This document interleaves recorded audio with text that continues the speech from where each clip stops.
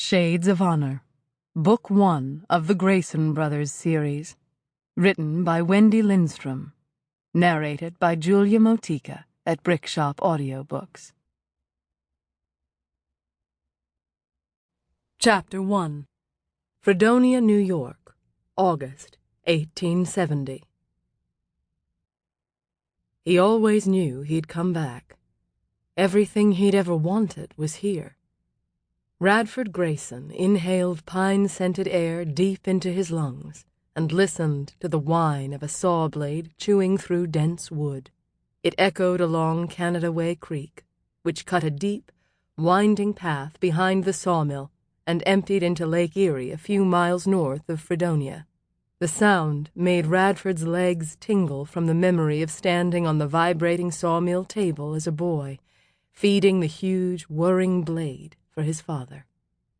He missed the rhythmic sound of saws and the gasp and belch of the old boiler.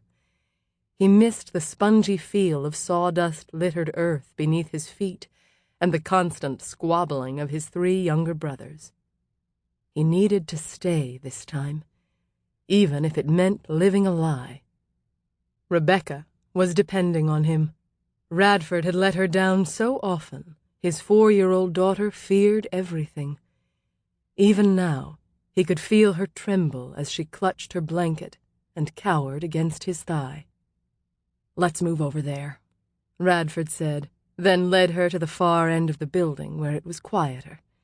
Kneeling, he cupped her face in his palms, vowing to himself that it would be the last time he uprooted her, that they would make a real home in this small village of Fredonia that held so many of his cherished memories.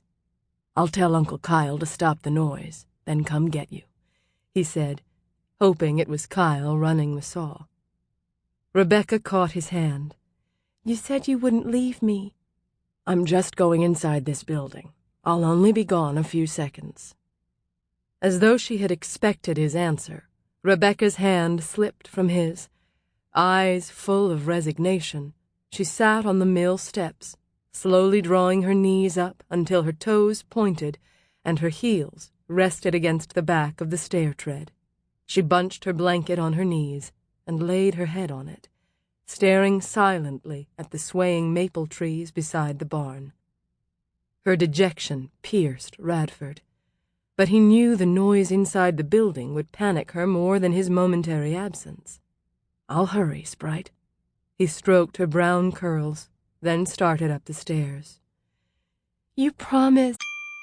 Sample complete. Ready to continue?